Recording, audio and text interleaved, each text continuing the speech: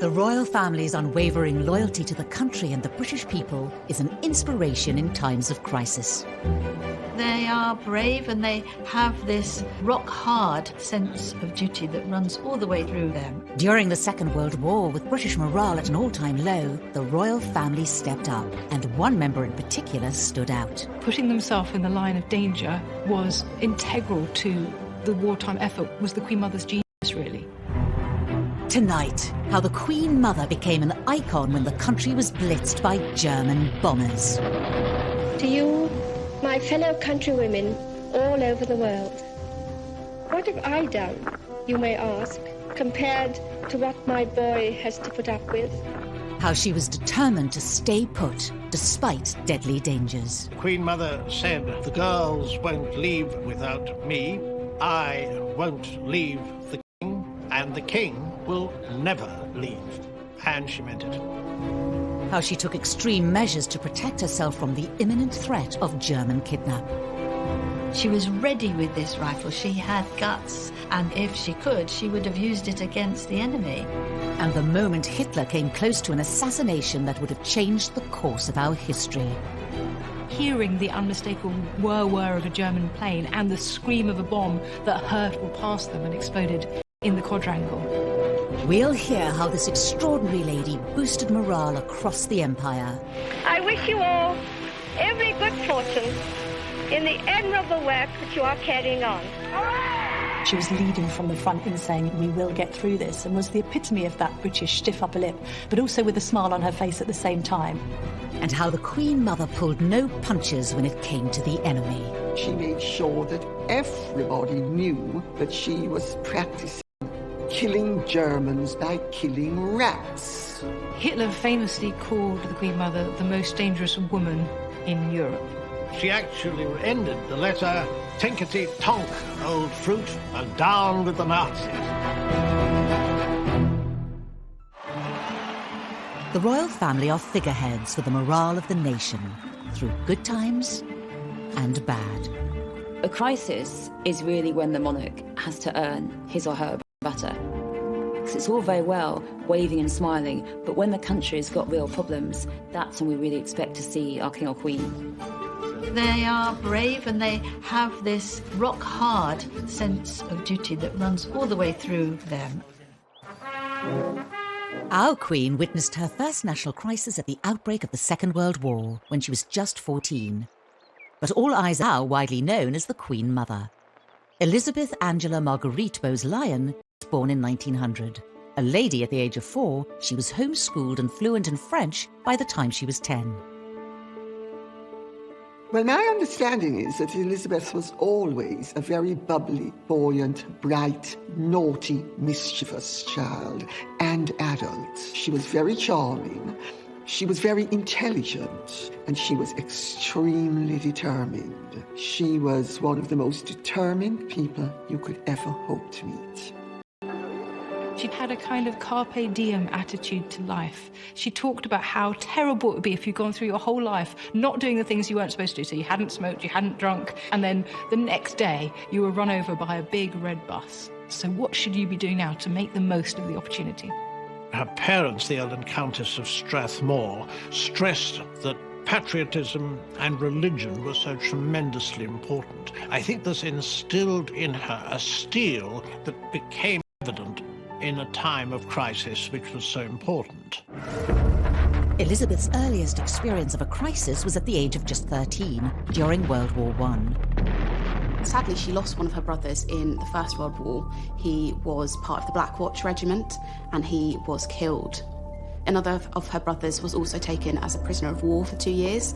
So this really had an impact on her throughout her life. One of the childhood homes, Glamis Castle in Scotland, was opened up as a convalescent hospital, and throughout the war years, she looked after the wounded soldiers. These young men, these young working class men who no girl of her class would ever have spoken to. She's getting them cigarettes, she's chatting to them about their wives and girlfriends, and she really saw, I think, firsthand the sacrifices that the working classes make. So really, overnight, Elizabeth Bowes-Lyon went from a very fun-loving girl who had a very sheltered childhood to seeing firsthand understands the suffering and the horror inflicted by World War I. Young Elizabeth would go on to have a significant relationship with a military man, Prince Albert, the Duke of York, Queen Mary's second son. After courting Elizabeth for more than 2 years and proposing unsuccessfully twice, Albert finally won her over, and they were married on the 26th of April, 1923. People were quite surprised that the Queen Mother, somebody very gregarious, very much a social butterfly, very extrovert, ended up marrying the Duke of York, or Bertie as she affectionately knew him, because he was very shy, had a stutter. I think there were royal watchers thinking, how extraordinary that he has landed this lady. In 1936, their lives changed forever. Wallace Simpson. Overnight, Albert was crowned King George VI, and Elizabeth became Britain's new queen. I rely upon what the Princess Royal said about how Elizabeth felt when she became queen. You know, some people said, oh, she was furious and she didn't want it and all of that. The Princess Royal said, oh, I do wish she'd stopped grinning like a Cheshire cat. It's so unseemly. I think she was absolutely thrilled to be queen and remains thrilled to be queen. Elizabeth quickly adapted to life as queen, and it soon became clear she was not interested in a backseat role. And I would like to say to all those who have been taking part in the display how much I've enjoyed it. It is said that there were two kings of England, King George VI and Queen Elizabeth. And in fact, Winston Churchill complained to Lord Beaverbrook, and I got this from my sister-in-law, Jeannie, who was his granddaughter, that he didn't think he could continue to have regular audiences with the king, because whenever he needed immediate decisions, the king would say, oh, leave it with me, I'll think on it overnight, meaning I'll consult Elizabeth. She started a mission to get her husband ready for his new life as king. One of the most pressing matters was his stammer, which he developed around the age of 8. Scheme whose inception we saw when we were last in Glasgow 10 months ago. And she almost frog-marched him off to Harley Street because he had a stammer, and she knew that that was not a way to be if you were a king. And he saw someone called Lan or Logue who helped him overcome his stammer. And she helped him too. He had to do exercises every day. So she built up his confidence. She bucked him up when he had to go and see members of the public, which he found so daunting. Lord Halifax actually described her as a steel hand in a velvet glove. And above all, I suppose, she gave him love, and he flourished because of her love. She made it possible for him to find the inner strength that was needed. And she inspired him, and she taught him how to connect with the people in a way that was really, really important for the years that followed. Public opinion across the empire remained at an all-time low from the abdication crisis. But the monarchy was about to be faced with their biggest emergency in history. For the second time in the lives of most of us, we are at war. On September the 3rd, 1939, Britain declared war on Germany, and King George and Queen Elizabeth were catapulted into the centre of a huge international crisis. When we think back to the King's speech and the idea of George VI having to step up, we must also look at the fact that his wife was forced to do exactly the same. And that was despite huge concerns about their own role and her own concerns about her husband being king and how he would cope with that during wartime. The Queen Mother was seen as Britain's secret weapon in the war. She had two roles. One was to help her husband, King George VI, and one was to be herself. It was a role that she seems to have been made for. 4 months into the war, rationing was rolled out across every household in Britain. Restrictions were placed on the purchase of all kinds of food produce, including meat, bread and dairy. The royal family led by example, and under Elizabeth's influence, they faced the struggles of war alongside their people. The Queen Mother had these strict rules for wartime economy. So at Windsor Castle, there wasn't much heat. I mean, it was so cold that the women were forced to wear their furs inside, cover themselves with blankets. There was a single bulb in each room. The royal family had ration books like everyone else. They had clothing coupons. One very touching story, when were national appeals for aluminium because it was needed to make the planes. And the Queen Mother encouraged her daughters, Elizabeth and Margaret, to give up their saucepans that they had in their Wendy house. The Queen felt very strongly that she had to show they were all in there together. When Churchill came to visit, he was taken aback by the fact that the Queen Mother had instigated the palace to react positively to rationing. He was given some sandwiches and he said they were disgusting, and were they filled with sawdust? The Queen Mother was a very determined woman, and she was very tough, and it's very clear that this adherence to these strict rules during wartime came from her. A year and a half into the war, things took a dramatic turn for the United Kingdom. The 7th of September 1940, the Luftwaffe attacked London, leaving 430 dead, a day that would become known as Black Saturday. The Battle of London, which began with strong forces of Nazi bombers attacking the capital, led to a big fire on the waterside early in the onslaught. It marked the start of the Blitz, and over the next 57 days, the country repeatedly came under attack by German aerial bombers. The main aim was areas where the Third Reich felt there would be industrial production, and so we're looking at docks, we're looking at factories. In just 9 months, over 40,000 people died, and up to 139,000 were wounded.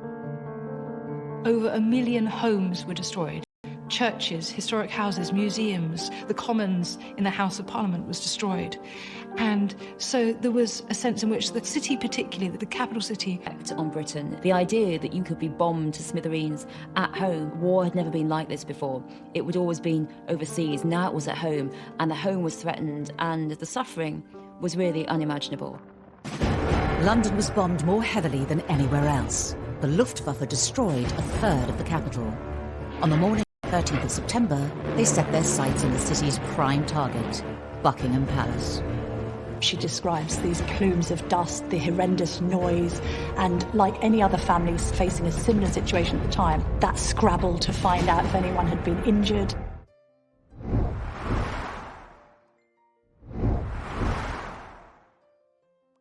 Historically, it was the king's duty to fight on the front lines of war.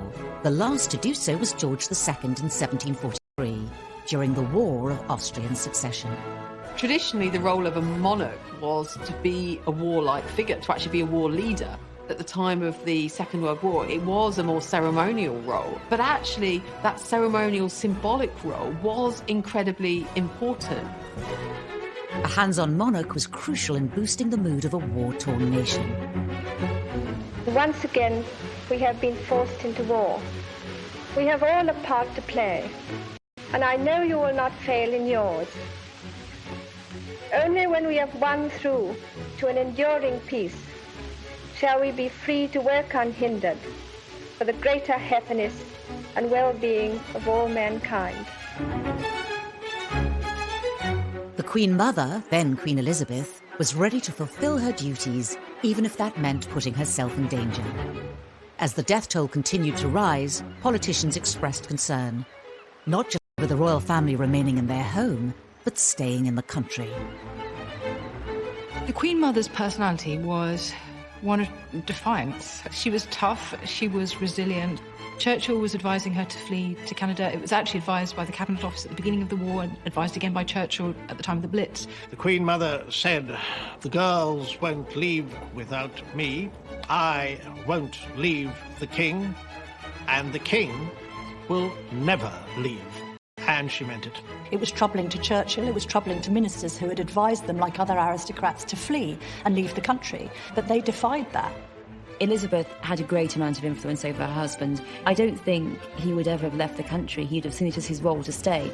But I do think that he did consider that Elizabeth and his daughters should go, and she was determined that she should stay, and also that the princesses should stay as well. Elizabeth knew exactly what she was doing.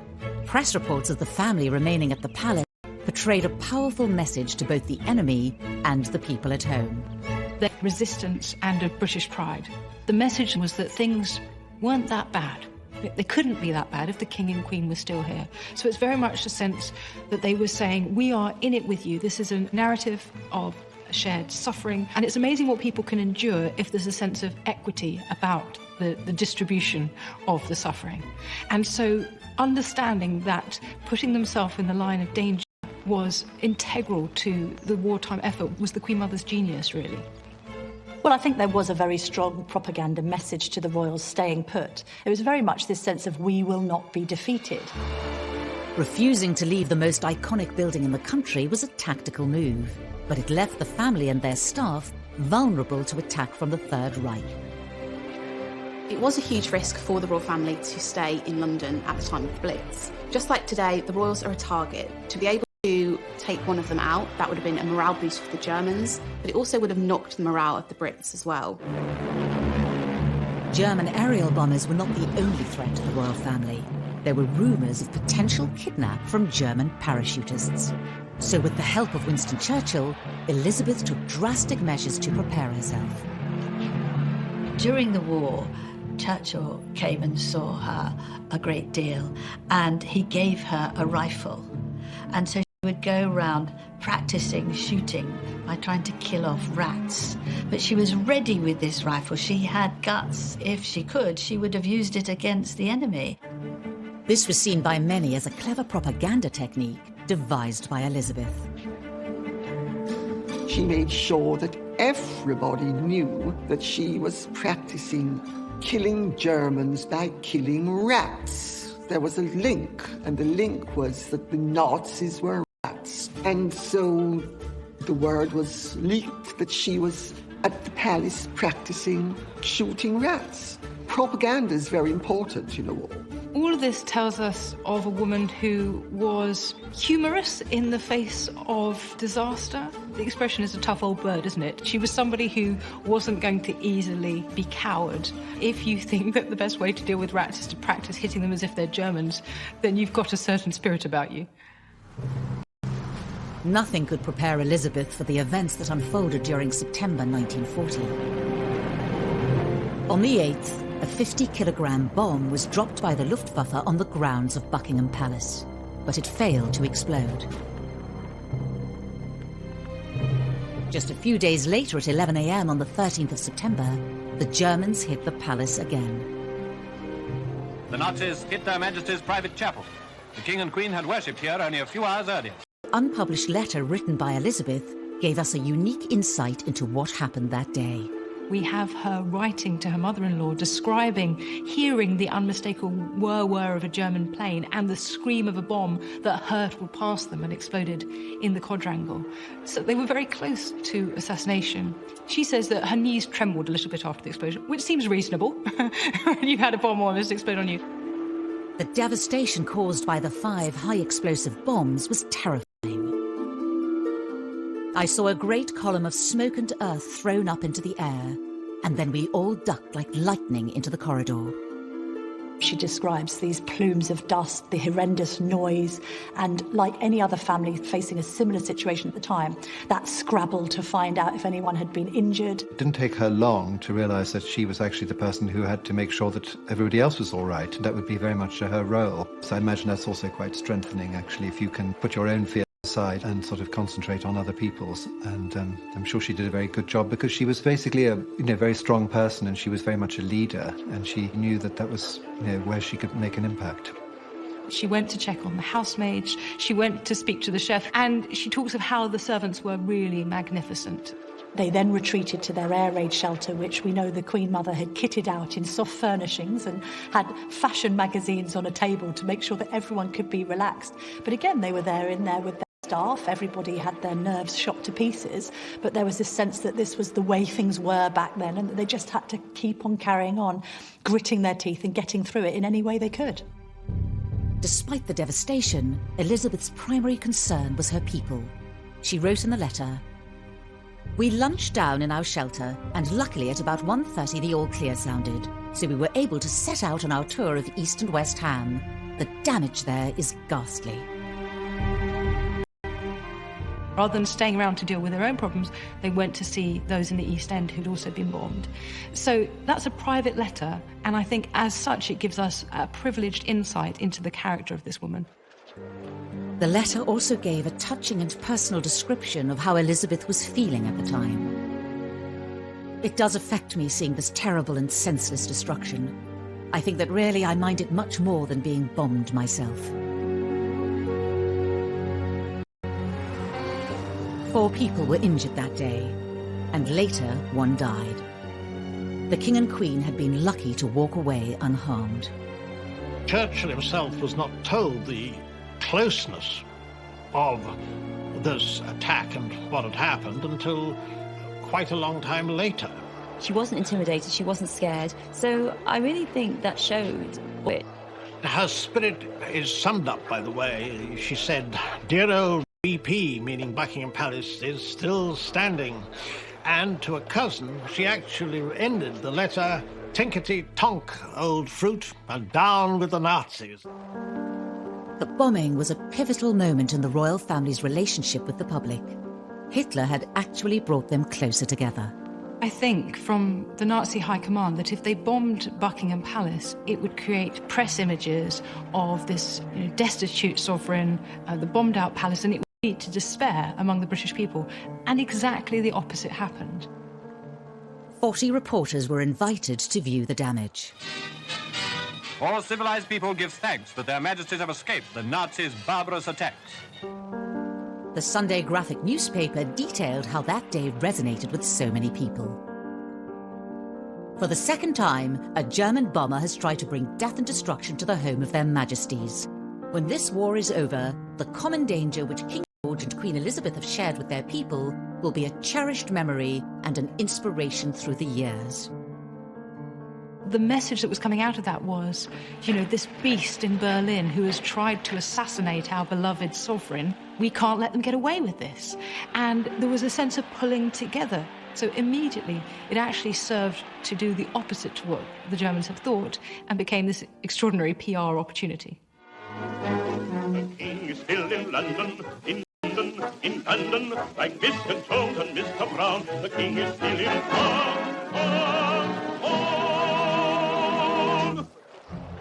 Sharing in the horrors of the Blitz by staying put at the palace was just the start. Elizabeth forged herself a new role and became an inspiration on the streets of war-torn Britain.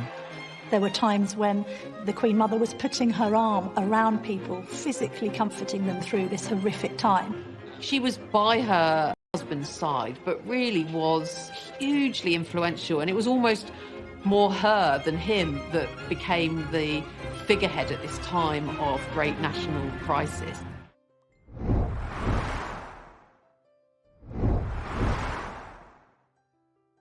During the early stages of the war, public perception of the royals was not always positive. War broke out only a few years after the abdication crisis, and so the royal family hadn't really recovered in terms of public opinion. The fact that she was wearing her furs and showing off their riches, and it seemed their safety by comparison to those who'd been bombed, really struck a nerve, and there was great hostility. King George and Queen Elizabeth's perseverance and solidarity with their subjects at the outbreak of the Blitz turned the tide. Very severely. The royal visitors were wholeheartedly welcomed everywhere they went, and everywhere they went, their majesties saw and admired the spirit of the people. Well, indeed, they didn't cancel royal visits either during these bombings, so although they'd have faced horrific turmoil in their own property and had bombs raining through, they still insisted on going and seeing those who weren't so fortunate. There was an occasion where she offered to hold a baby because a mother was there with her arm in a bandage and couldn't quite handle the infant. There were times when the Queen Mother was putting her arm around people, physically comforting them through this horrific time. After Buckingham Palace was bombed, whereas there'd been booing, jeering beforehand, now it was clear that even if you live in a palace, it doesn't mean you're safe. It doesn't mean that Hitler's not going to attack you. London wasn't the Nazis' only target, and Elizabeth insisted on visiting all sites obliterated by war. Of course, the Germans didn't simply just bomb London, they bombed other parts of the country, and the Queen Mother would go there. She was this kind of on-the-spot task force figure that would go and rally people and sympathise and empathise. They were very much at the forefront of this charm offensive to just try and keep smiles on faces, try and keep morale up, and they did that well beyond the confines of Buckingham Palace and went all over the country doing it. There was an incident in Plymouth in March 1941 when a place which obviously a naval port had been bombed badly during that day. They visited, and after they left that evening, it was faced with another bombardment. They were just between the two. So this was a dangerous strategy, but an important one because it gave the message that they weren't cowards, that British people weren't cowards, that they weren't a cut above the British people. They would go and put themselves in these places, and that they cared about the suffering of their people. And that was such an important message. On the 14th of November 1940, Coventry City Cathedral was struck by 30,000 explosives, killing around 600 people. The city, having been mercilessly bombed throughout a whole night without regard to military targets, now presents a grim appearance of devastation. Again, without hesitation, Elizabeth defied the Nazi threat by standing shoulder to shoulder with the British people. She understood the fear, the devastation of the Blitz, and she would once again go out, visit people. It absolutely exemplified all that was the best of London, indeed the whole country, at this time of crisis. Many, many hundreds of people were killed. She went there and there was this sort of outpouring of affection for her. The national anthem was sung by hundreds of people, but it was this reaffirmation of those bonds. It really was hugely influential, and it was almost more her than him that became the figurehead at this time of great national crisis. As a significant part of the monarchy, Elizabeth played a pivotal role supporting the nation in a time of crisis. I think she was determined to do everything in her power to help this country. I mean, obviously she couldn't go and fight, but she could be there to boost morale. Our own Queen Elizabeth has found time, amidst a host of other royal war duties, to institute a sewing bee in Buckingham Palace. Part of, I think, the Queen Mother's psyche of getting through the war was trying to maintain as normal a life as possible. This sense constantly that she would not let the Nazis defeat her didn't just mean in that sense of kowtowing to bombing raids over Buckingham Palace, but equally not to stop her and fellow Britons in their traditional way of life. Elizabeth found many ways of instilling positivity in troubled times. It wasn't just through visits to bombed-out areas. Due to the closure of music halls, theatres and other cultural venues, she kept spirits up through public appearances. She went to concerts at the National Gallery. The pianist Ira Hess had organised these daytime concerts, and the Queen Mother said that these were some of her happiest hours in these dark times. And she was also concerned about keeping other people's spirits up. On one occasion, the Queen Mother actually even wrote out a poem for Churchill and had it sent round to Downing Street. He was had a very romantic sort of nature, really, and so is said to be supported, by some stirring words from the Queen at this point. It's very important to him. And boosting things for him, as to keep him going, was very important, and that's one of the key roles that the King and Queen had during that time. While the King focused on how the war was unfolding overseas, Elizabeth kept her focus closer to home and spoke directly to those left in Britain. Well, the Queen Mother was in a great position to give speeches to women and children. If you imagine that the King was in lockstep with Winston Churchill trying to give the more alpha message about the war effort and how things were going on the Western Front, a sense that the Queen's responsibility was to try and keep things calm and settled on the home front. World War II was a significant moment in the changing roles of women, that women took on new roles. They were in factories, they are out there working, they're working in the transport, they're working in shops, and even if they're not working, they are at home with full responsibility for the family because the men's are away. Financial decisions, they have to take them. Elizabeth did these motivational speeches throughout the war, speaking to women and children about what they were suffering, what they were going through, supporting the war effort, supporting their men. On the 13th of October 1940, the Queen Mother gave a speech supporting the women of Britain. To you, my fellow countrywomen all over the world, what have I done? Chasing submarines in the Atlantic or chasing Rommel across Africa? She was basically saying to them, we're all in this together, and I'm acknowledging that you're having a hard time. And she made it plain to people that she was sharing their hard time. In your different spheres, you have done all that he has done, and endured all that he has endured. It wasn't just through her words that Elizabeth inspired others. She also joined the military services. The Queen Mother became the Commandant-in-Chief of a number of services like the Auxiliary Territorial Service, the Women's Auxiliary Air Force, the Royal Naval Service, the Women's Royal Naval Service. So much of the communications from the royal family during the war was intended to say, we are like you. I'm joining up to these things in support of the men, just as you are doing. And that's the tone of her communications to the women of Britain as well, that she was nothing special, but she was doing what they were doing. And that was the symbol that was at work there, really. It was the work of their mother that encouraged Elizabeth and Margaret to follow suit. Princess Elizabeth, now a second subaltern in the ATS, has been on a 3-week course of instruction. In the classroom, she pores over a map, sharing it with a sergeant, Patricia Young of Fleet, Hampshire. Well, I think the Queen's example was followed by her daughters literally to the letter, in the sense that the Queen said she wanted to contribute to the war effort and contribute to the military effort. And Princess Elizabeth particularly looked at this example and said, OK, well, I shall also sign up. So she signed up to the ATS, the Auxiliary Territory Service, and she qualified to drive trucks, and she made her own contribution. I think eyebrows were raised at the time, this idea of a future Queen taking the risk of helping to serve on the home front, but the Queen wanted to do it, and I think she was largely empowered to do so because she observed her mother. The reputation of the monarchy was now on the rise, thanks to their contribution during the darkest days of war. And as the British public warmed to the royals, the enemy's opinion of them began to change as well. This idea that she was rallying the troops and those at home, having a huge effect on morale, a positive effect on morale, at the very time the Nazis were trying to reduce it. Hitler famously called the Queen Mother the most dangerous woman in Europe. And that gives you some indication of how he perceived her inspiring popularity to be a real threat. Whose courage has never yet been shaken.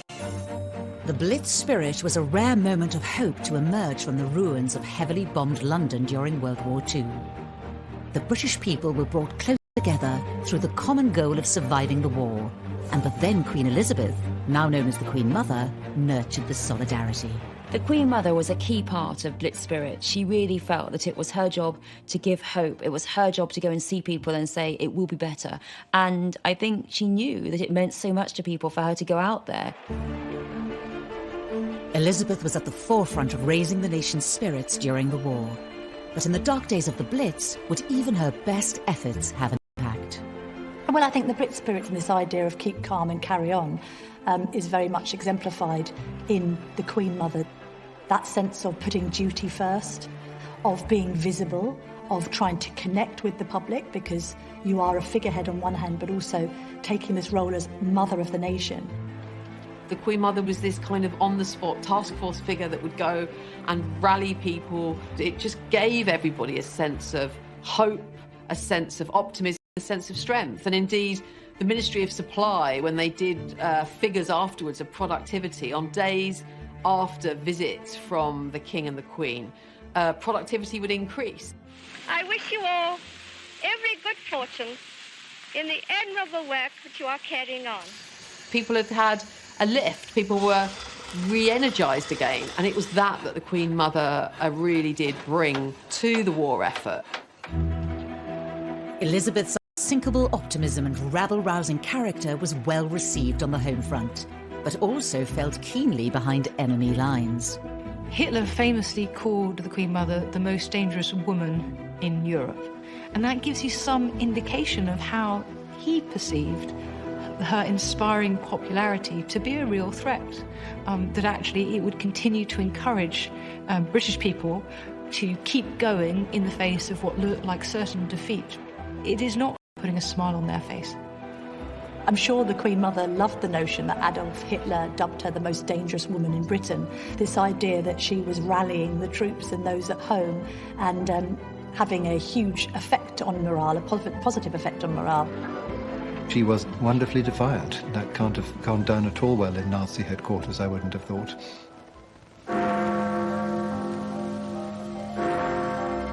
On the 11th of May 1941, the Blitz came to an end. 4 years later, at 6 p.m. on the 8th of May 1945, Germany surrendered unconditionally. The King broadcast to the nation that the war in Europe was finally over. Germany, the enemy who drove all Europe into war, has been finally overcome. The Queen and I know that the ordeals which you have endured, we are proud to have some of them with you.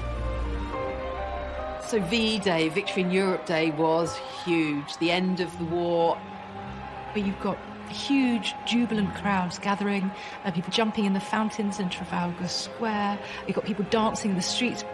And at the heart of this is thousands of people gathering to pay tribute to the royal family.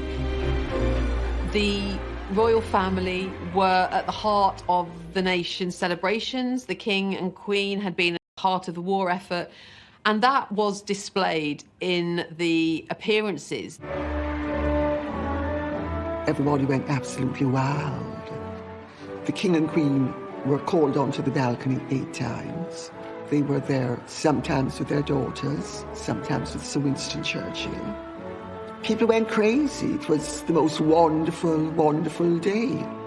The average Briton were calling for the King and Queen because they absolutely perfectly embodied the spirit of the nation.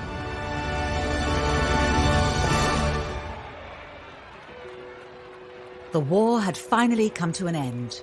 VE celebrations were over, but Elizabeth's contributions to the war effort continued. The Queen Mother never forgot the East End, and she did, post-war, make many visits. She also never forgot her military and wartime connections, and was very much a symbol going forward of the proper memorials around events like D-Day and VE Day. We see her again and again at the heart of celebrations to mark the 50th anniversary of the end of the war, or just before her 99th birthday, she unveiled a memorial at St Paul's Cathedral to those civilians who died during the bombing of London. So this was absolutely in her heart to the end of her life. To take the Blitz as it came, they defied it. In particular, Elizabeth's unique relationship with the East End was never lost. After all its residents had been through during the Blitz period, her commitment to them continued, visiting them whenever she could. The famous one is from 1987 when she visited Limehouse. She went to a pub, she poured a pint, so she herself was 87 at this time, poured a pint and then drank it about 3/4 of it, we're told. She was the best of them, and for them she was not this great other distant privileged woman. She was a woman who had gone through the war with them, at one with them, had seen them through. One lovely thing was that every year whilst the Queen Mother was alive, at her house, Clarence House, on her birthday would arrive a huge cake from the East End, which was from all of those that she had comforted during their terrible suffering. Long after the war, really right through to the end of her life, she was one of theirs, and there was a sense of real affection and bond between them that really actually, never died. The Queen Mother's death on the 30th of March 2002 marked the end of an era for Britain and the monarchy. I remember it very clearly, a sort of terrible feeling of loss when she went. There was a feeling that somehow a tremendous sort of spirit, who had been still very visible right up to the end, had suddenly left us, and that was very sad. I think that everybody who remembers the Queen Mother remembers her affectionately. And there was this great outpouring when she died. She had lived a long life, 101 years, but she was a great loss. And the only thing that we can take from that as a silver lining is that so much of what she exemplified in her life has since been adopted by the younger royals. The Queen Mother's efforts during the Blitz set the standard for future royals, particularly in times of national crisis. The Queen Mother's example was very, very important to the other members of the family and to the younger ones as they saw what she did. And certainly the way that the royal family operate today, the Queen is very quick to go to a place of tragedy or crisis. Even though the Queen Mother is now dead, people still talk about her in World War II. She set the bar for what is expected of a queen in a war. You go out there, you see people, you think about others rather than yourself. That is really important. There is this reflection that the Queen Mother's contribution during the Second World War should always be echoed, that it was a hugely successful example of where royals are at their best, connecting with the general public. And we very much see that in Princes William and Harry in the way that they now carry out their difficult times and using your position of enormous privilege to give something back to the communities around you. No royal can ever stay in their gilded cage. No royal can ever stay in their tower if there's a moment of national crisis. What she did during World War II, it's impossible to say how important it was. What she gave to morale, to the country, to her husband, and really to the vision that Britain could survive.